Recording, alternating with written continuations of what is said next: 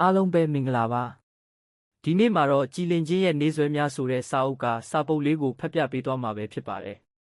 ။စာပုဒ်လေးရဲ့ခေါင်းစဉ်ကတော့မေတ္တာစိတ်ဖြင့်နေထိုင်ခြင်းဆိုတဲ့အရာပဲဖြစ်ပါတယ်။ဘဝမှာလူတွေဟာသူနေခြင်းတဲ့ပုံစံကိုသူကိုယ်တိုင်ရွေးချယ်ရပါတယ်။ကျွန်တော်ကတော့ကိုယ့်ဘဝကိုမေတ္တာနဲ့ရှင်တွဲနေထိုင်ဖို့အတွက်ရွေးချယ်ပါတယ်။မေတ္တာတရားတွေရင်ထဲပြေဝနေတဲ့အခါစကားကောင်းတွေပြောတတ်လာတယ်။ဥပမာကျေးဇူးတင်စကားတွေဖောဖောတီတီသုံးတက်လာတာမျိုးညှိနှိုင်းဖြေရှင်းလို့စိတ်ရှိလာတာမျိုးရိုင်းဆိုင်တဲ့အညီဟောက်အောက်လုံးတွေကိုဆင်ကျင်လာတာမျိုးအကောင့်ဘက်ကမြင်တက်လာတယ်ဖြည့်တွေးပေးတာမျိုးနားလည်ပေးတာမျိုးတီးခန့်ခွင့်လွတ်နိုင်အားတွေကောင်းလာခဲ့ပါတယ်အဲ့ဒီအရာတွေဟာနေ့စဉ်နဲ့အမျှကျွန်တော်ကိုအေဂျင့်စေပါတယ်ဒါတွေဟာကျွန်တော်ကကိုယ်ရည်သွေးပြီးပြောတာမျိုးမဟုတ်ဘူးဆိုတာကိုတော့ရိုးသားစွာပြောပြရစီ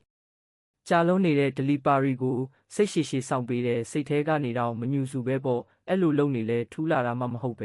အခြားလမ်းကြောင်းတွေမှာကြာနေတာမျိုးလိပ်စာရှာမရတာမျိုးစပိန်ပေးပေါက်နေမလားဆိုတာမျိုးတွေကိုအကောင်းမြင်စိတ်နဲ့တွေးပေးတယ်ကိုဟာအရေးထဲကစောင်းရတဲ့သူပဲမဟုတ်လားနေပူတဲ့စပိန်နင်းလာရသူကိုဒေါသနဲ့စောင့်နေတာဖြစ်တဲ့နာမှာမဟုတ်ပဲအဲ့လိုစိတ်ထားတဲ့အခါကိုလည်းမပင်ပန်းရတော့ဘူးဒလီသမားလေးကိုမုတ်ဖိုးပို့ပေးတာမျိုးတွေလုပ်ဖြစ်တယ်တခါတလေအိမ်မှာအေးဘူးတွေအစင်သင့်ရှိနေရင်သူတို့အတွက်ယူပြီးအောက်ထိဆင်းဆောင်ပေးတယ်အဲ့ဒီအခါမျိုးတွေမှာသူတို့စီကကျေးဇူးတင်စကားတွေကိုပြန်ရတယ်မထင်မှတ်ထားရလာတဲ့စေတနာတွေကြောင့်သူတို့လေးတွေပြောရတယ်လို့ကိုယ်တိုင်လည်းကြည်နူးရပါတယ်ကိုယ့်အတွက်အပန်းမကြည့်ဘူးဆိုရင်စေတနာတွေပို့ပေးကြည့်ပါတကယ်ပြောစရာကောင်းပါတယ်အဲ့ဒီအရာတွေဟာတင်းငယ်ပေမဲ့လည်းခါးသီးတဲ့ဘဝတွေမှာခြုံရတဲ့ပြားရည်ဆက်တွေလိုဖြစ်စေပါတယ်အခုလိုမျိုးမမျှော်လင့်မဲ့အခြားသူကိုပေးတဲ့မေတ္တာကြောင့်ကိုယ်ကလည်းမမျှော်လင့်ထားတဲ့ကံကောင်းခြင်းတွေကိုပိုင်ဆိုင်ရပါတယ်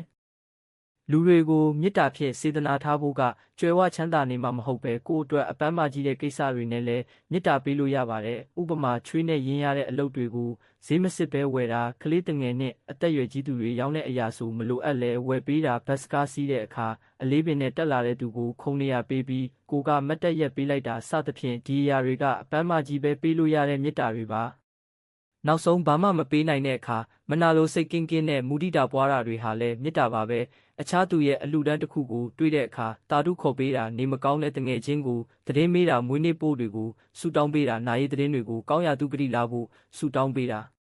ာဒါတွေဟာစိတ်ဖြင့်ပေးလို့ရတဲ့မေတ္တာတွေပါစိတ်လိုလက်ရပေးလိုက်ပါချစ်ရသူတွေကိုတတိရတဲ့အခါမေတ္တာပို့ပါတယ်ကိုပို့တာတဲ့မေတ္တာတွေကြောင့်သူလည်းအစဉ်ပြေရတဲ့အခါသူ့ကိုချစ်တဲ့ကိုကလည်းစိတ်ချမ်းသာရပါတယ်မေတ္တာဟာအစွမ်းထက်တဲ့အရာပဲမဟုတ်လာ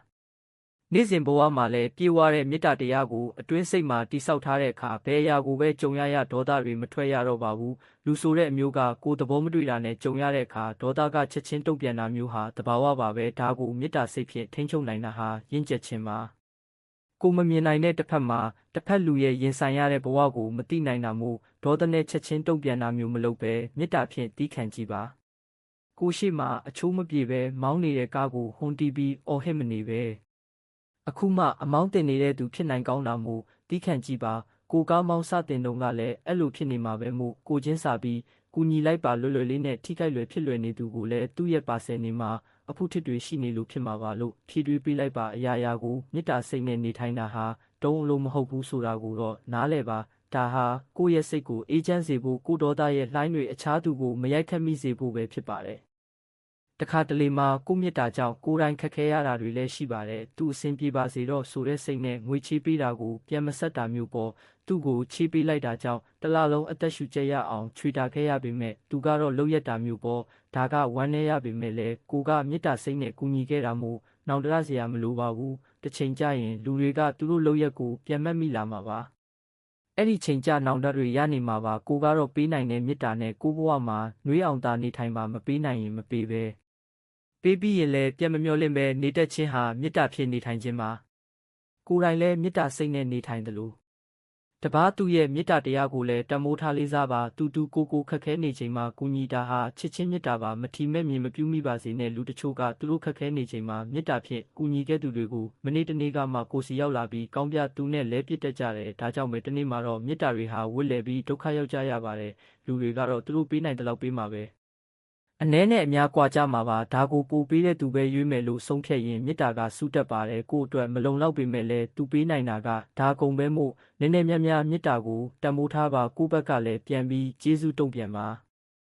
တခါကကျွန်တော်မွေးနေ့မှာအပေါင်းအသင်းနဲ့မိတ်ဆွေတွေကလက်ဆောင်တွေကိုအပြိုင်ဆိုင်ပေးကြတယ်ဈေးရမ်းကြီးတာပါတလို့သူတို့တက်နိုင်တာလေးတွေတဲကအကောင်းဆုံးဆိုတာတွေလည်းပါတယ်ဘဲရကိုဖြစ်ဖြစ်တန်ဖိုးထားခြင်းဖြင့်မြစ်တာကိုလက်ခံရပါတယ်အဲ့ဒီနှစ်ကမွေးနေ့ပါတီကိုလုပ်ငန်းခွင်မှာပဲလုပ်ဖြစ်တယ်တောက်ကြစားကြဂိတ်တွေခွဲကြပြီးအတော်လေးဆိတ်ရှုပ်လာတာနဲ့ဖုံးပြောဦးမယ်လို့အကြောင်းပြကအခန်းပြင်ကိုကျွန်တော်ထွက်လာတော့အခန်းဝမှာတန်ရှင်းရေးအတော်ကြီးကခြိုင်လေးတစ်လုံးနဲ့ရက်နေတာကိုတွေ့ရတဲ့အခန်းဟဲဝင်ရမလားမဝင်ရဘူးလားဆိုပြီးချီတုံချတုံလုပ်နေပုံရတယ်ကျွန်တော်ကဒေါ်လေးပါအလိုရှိလို့လဲပြအလိုမေးကြည့်တော့တားမွေးနေမှုစားစေခြင်းလို့မုန်းလို့လာပေးတာခုကတားလဲစားပြီးနေပြီဆိုတော့လာပေးတဲ့မတင်စဉ်းစားနေတာတဲ့ကျွန်တော်လဲချိုင်ကိုယူပြီးကျွန်တော်အတွက်ဆိုလက်ခံရမှာပေါ့လို့ဆိုကဖွင့်ကြည့်တော့ကျွန်တော်တအားကြိုက်တယ်လို့သူ့ကိုပြောဖူးတဲ့မုတ်ဖတ်ထုံနဲ့နက်နက်သီးတွေဖြစ်နေခဲ့တယ်ကျွန်တော်မှမျက်ရည်တောက်ဝဲမိပြီးမုံတွေကိုသူ့ရှိမှပဲအားရပါရစားပေးလိုက်တယ်သူကတော့ဝမ်းသာတဲ့အကြည့်တွေနဲ့ကြည့်လို့ပေါ့အစားတောက်ဆိုရွေးလုံးနဲ့ကျွန်တော်ပိုက်ပြည့်ရင်ဘာမှထပ်မထည့်ချင်တော့တဲ့ကျွန်တော်ကတောက်စားထားလို့ပြည့်တင်းနေပေမဲ့စားစေခြင်းလို့ဆိုတဲ့မေတ္တာကြောင့်အတော်လေးကိုမှစားကောင်းနေခဲ့ပါတယ်မေတ္တာနဲ့ပေးတဲ့အရာတွေကချုံမိန်တာပဲမဟုတ်လားလူတယောက်သူ့ဘဝမှာနှွေးနှွေးထွေးထွေးရှင်သန်နိုင်ဖို့သူ့ကိုမေတ္တာပေးတဲ့သူအနှဲငယ်ရှိနေဖို့ပဲလိုပါတယ်ဒါကြောင့်ကိုဘေးကလူတွေကိုမေတ္တာထားပြီးဆက်ဆံဖို့မမေ့ပါနဲ့ကိုယ်တိုင်ကမေတ္တာစိတ်နဲ့ရှင်တွဲနေထိုင်တဲ့အခါကိုယ်လက်နဲ့ထိသမျှဟာစိမ့်လန်းသာယာစေပြီးကိုဘေးမှာပွင့်တဲ့ပန်းတွေဟာလည်းပုံမွေးပြတ်နေမှာအသေးချာပဲဖြစ်ပါတယ်မေတ္တာပေးတဲ့အခါဥစွာကြည်လင်အေးချမ်းရတာကကိုပါနောက်မှမေတ္တာကိုလက်ခံရရှိသူပါအားလုံးကိုကျေးဇူးအထူးတင်ပါတယ်